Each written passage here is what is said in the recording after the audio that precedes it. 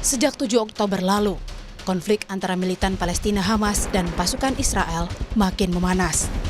Kepulan asap dan ledakan terlihat di beberapa titik di kota Gaza. Pagi, siang, malam, dampak serangan balik Israel. Kota Gaza luluh lantak.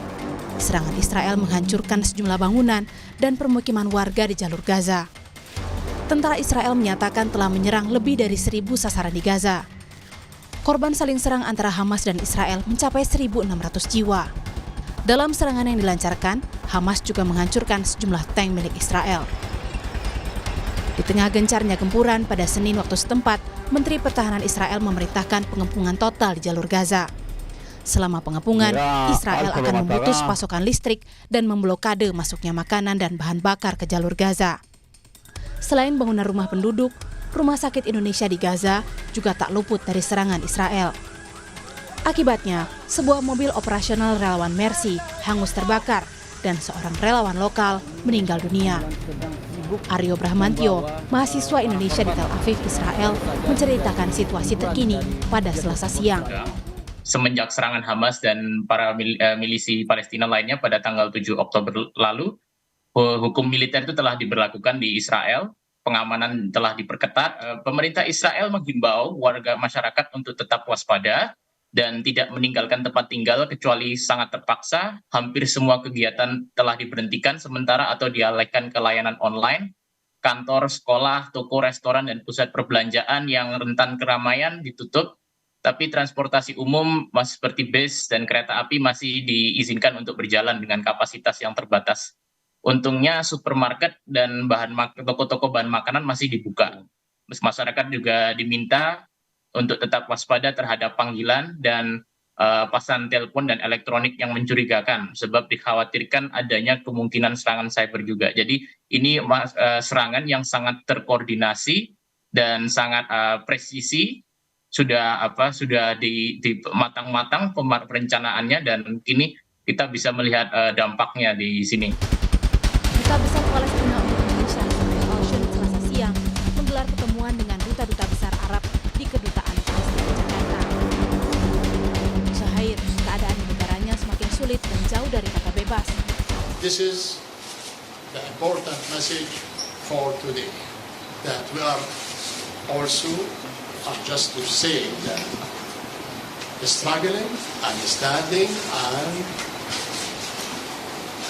defending ourselves in our own territory and our own cities, our land. And we are having the right according to the international law. Hingga 9 Oktober malam, saling serang antara Hamas dan Israel telah merenggut lebih dari 1.600 jiwa dan melukai lebih dari 6.400 orang, baik dari Palestina maupun Israel.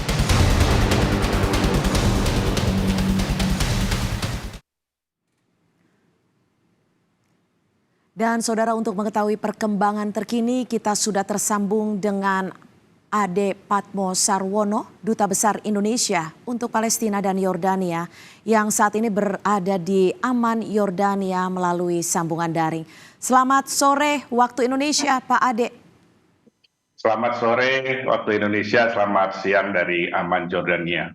Iya, Pak Ade, bisa diceritakan kepada kami di Indonesia khususnya, situasi terkini di Palestina imbas perang dari Hamas dan Israel saat ini bagaimana, Pak Ade?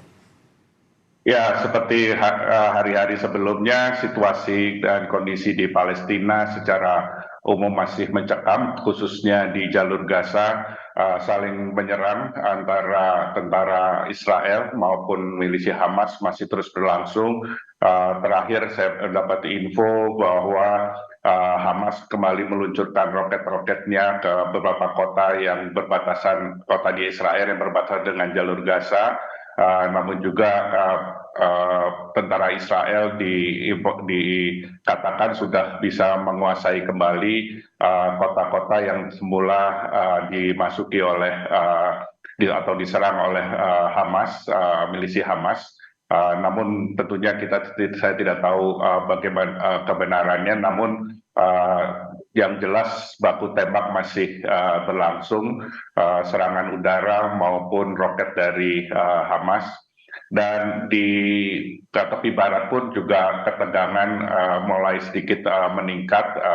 Tentara-tentara Israel melakukan penangkapan terhadap beberapa warga Palestina dan juga menimbulkan korban jiwa. Jadi secara keseluruhan bahwa situasi di Palestina baik di Gaza maupun di West Bank atau tepi barat ini masih tegang dan khususnya di Gaza mencekam.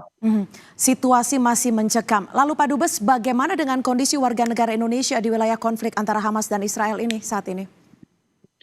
Yang kami bisa catat bahwa ada 10 WNI yang di jalur Gaza, 5 orang dewasa, 5 anak-anak. Sampai tadi pagi komunikasi kami dalam kondisi aman dan baik, dan mudah-mudahan tetap bisa menjaga keselamatannya, karena serangan udara dari Israel ini tidak hanya mensasar instalasi atau infrastruktur Hamas, tapi juga berbagai perumahan dan juga mendekat dengan penampungan pengungsi yang berada di Gaza. Dan rencananya ada 4 atau 5 satu keluarga dari WNI yang kemungkinan akan melakukan evakuasi. Kondisi mereka saat ini yang warga negara Indonesia di sini saat membutuhkan apa saat ini? Berdasarkan komunikasi yang sempat dilakukan oleh Pak Dubes sendiri. Ya, sejauh ini yang komunikasi yang kita lakukan, ada satu keluarga beringinan untuk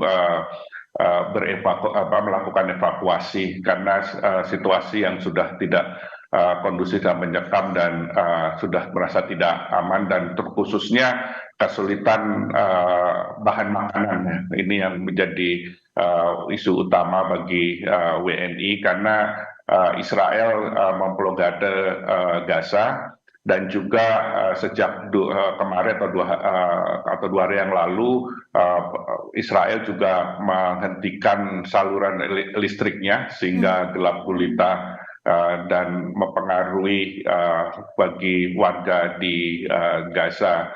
Tapi di sisi lain juga perbatasan dengan Gaza dengan Mesir ini juga masih ditutup karena kemarin juga terdampak kena sasaran serangan dari Israel. Jadi kondisi saat ini sangat sulit, tidak hanya bagi WNI tapi juga sebagai warga Palestina di Gaza. Ya, Pak Dubes, ini tadi Anda menyebutkan bahwa ada satu keluarga yang ingin dievakuasi. Saat ini apakah memungkinkan untuk pemerintah Indonesia membantu mengevakuasi WNI tersebut? Ya, kita berusaha memfasilitasi mereka untuk melakukan evakuasi, meskipun kita berkoordinasi dengan KBRI kita di Kairo, karena mengingat jalur Gaza tadi disampaikan berbatasan dengan Mesir. Satu-satunya akses yang bisa dilakukan adalah melalui Mesir. Kami di sini terus berkoordinasi baik dengan KBRI Kairo, Jakarta, dan juga keluarga yang ingin mengevakuasi. Namun seperti tadi saya sampaikan, perbatasan sampai ini masih tertutup. Baik. Terima kasih sekali lagi Duta Besar Indonesia untuk Palestina dan Yordania, Pak Ade Patmo Sarwono. Tetap jaga keselamatan Anda dan tentunya kami akan terus mengupdate informasi terkini dari sana. Terima kasih Pak Ade.